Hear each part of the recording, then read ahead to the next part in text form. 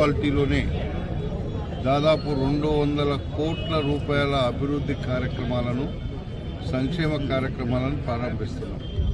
అందులో భాగంగా ఇక్కడ దాదాపు 2.5 కోట్ల రూపాయలతోని డిఎంఎఫ్ ఫండ్స్, డిస్ట్రిక్ట్ మినరల్ ఫండ్స్తో నిర్మించినటువంటి మండల ప్రజా పరిషత్ ఆఫీస్ కానీ, మండల రెవెన్యూ ఆఫీస్ అండ్ అదేవిధంగా ఇంకా కాంపౌండ్ వాల్ జరిగేది ఉంది, అది కూడా నిర్మిస్తాం.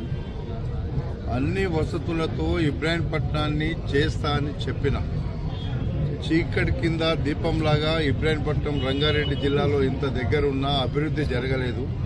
అందుకే ఈరోజు రోడ్లు కానీ, డ్రైనేజ్ వ్యవస్థ కానీ, ఇక్కడ ఉండేటువంటి సౌకర్యాలు కానీ సరిగా లేక అస్తవ్యస్తంగా మోరీల ముందు, డ్రైనేజ్ ముందు ఇళ్లలో అన్నం తింటుంటే నేను చూసినటువంటి రోజులున్నాయి.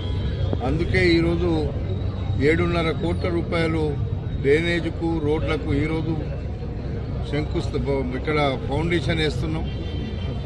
13వ తారీఖు తర్వాత 15 ఇక్కడ మున్సిపల్లో ఎన్నికలు రాకముందే ఇంకొక 20 కోట్ల రూపాయల అభివృద్ధి కార్యక్రమాలను ప్రారంభించింది మున్సిపాలిటీలో. ఇబ్రాహీంపట్నం చెరువు కట్టకు దాదాపు 20 కోట్ల రూపాయలు ఇచ్చాం. ఈ మెయిన్ రోడ్ ఎక్కడైతే మెయిన్ రోడ్ వేస్తున్నామో సెంట్రల్ లైటింగ్తో సహా ఈ మెయిన్ రోడ్డును దాదాపుగా 50 కోట్ల రూపాయలు ఇప్పటికి ఇచ్చాం. ఇవన్నీ కూడా ఈ ప్రాంత ప్రజల యొక్క సౌలభ్యం కోసం, ఈ ప్రాంత ప్రజలు ఎప్పటి నుండో ఇబ్రాహీంపట్నం అంటే అస్తవ్యస్తంగా, అభివృద్ధి జరగక, ఒక మారుమూల గ్రామం కంటే కూడా అధ్వాన్నంగా ఉన్నటువంటి ఈ ఇబ్రాహీంపట్నం హెడ్ క్వార్టర్ను అన్ని విధాల అభివృద్ధి చేసి చూపిస్తా అని చెప్పిన ఇవాళ చేసేటువంటి కార్యక్రమాలను మొదలుపెట్టినాం. పూర్తి కూడా చేస్తాం.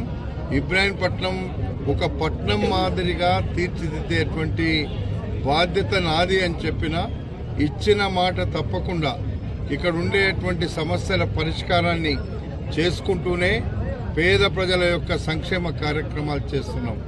ఈరోజు పేదలకు ఇందిరమ్మ ఇండ్లు ఇవ్వడం కావచ్చు, సన్న బియ్యం ఇవ్వడం కావచ్చు, రేషన్ కార్డులు ఇవ్వడం కావచ్చు, ఆర్టీసీ ఉచిత బస్సు కావచ్చు, 200 యూనిట్ల కరెంటు ఫ్రీ కావచ్చు. ఇవన్నీ కూడా ఇబ్రాహీంపట్నం చౌరస్తాలో ఎన్నికల ముందు నేను చెప్పినవి. ఇవన్నీ చేసేటువంటి కార్యక్రమం, ఇబ్రాహీంపట్నాన్ని రూపురేఖలు మార్చేటువంటి కార్యక్రమమే ఈరోజు మొదలుపెట్టిన కార్యక్రమం. ఇబ్రాహీంపట్నం రూపురేఖలు మారుస్తా అంటే కొంతమంది ఎగతాళి చేసినారు. ఈరోజు పేదవాడు బతికే విధంగా, పేదవానికి అన్ని వసతులు ఇచ్చుకుంటూనే ఈ కార్యక్రమాలు చేస్తాం. ఇప్పుడు నేను వస్తుంటే ఇక్కడ అయ్యా మా డబ్బులు పోతాయి, మా వ్యాపారం పోతుందేమో అని మీరెవ్వరు భయపడకండి. మీ అందరి జీవనోపాధి ఎవ్వరికి కూడా ఇబ్బంది లేకుండా చేసే బాధ్యత నాది. అవసరమైతే ఎక్కడైనా ప్రభుత్వ స్థలం ఉంటే కూడా ఇచ్చన్న పేదవాళ్ళని ఆదుకుంటాం. గతంలో పేదవాళ్ళ దగ్గర 500-1000 రూపాయలు రోజు వాళ్ళు బతకడానికి కూర్చుంటే అక్కడ కూడా వసూలు చేసిన రోజులు మేము చూసినాం. ఇవన్నీ దుర్మార్గులు చేసిండ్రు.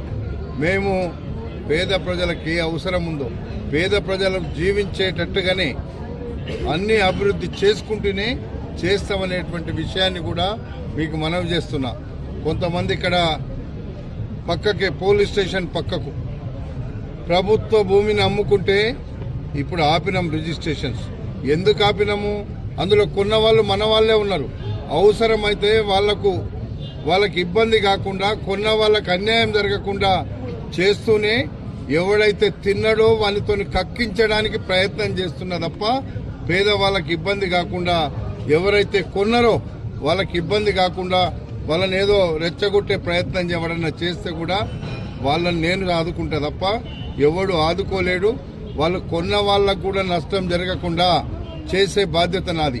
ఎవడైతే అన్యాయంగా పేదవాళ్లకు అమ్మిండో అదంతా కూడా ప్రభుత్వ భూమి. దానికోసమే మేము ప్రయత్నం చేసినాం. ఆ రోజు నేను ఇందిరమ్మ ఇండ్లు కట్టిస్తా అని అఖిల పక్షాన్ని పెట్టి ఇందిరమ్మ ఇండ్లు కడతామంటే రాత్రికి రాత్రి ఓఆర్సీ తెచ్చుకొని ప్రభుత్వ భూమిని తెగనమ్ముకొని మింగినటువంటి దుర్మార్గులను మరి బుద్ధి చెప్పాలి కాబట్టి ఆ కార్యక్రమం చేసినాం. తప్పకుండా మేము పేద ప్రజల సంక్షేమం, పేదల ప్రజల కోసం అభివృద్ధి చేసే కార్యక్రమాన్ని ఎప్పుడు చేస్తూనే ఉంటామని చెప్పి తెలియబడుతుంది.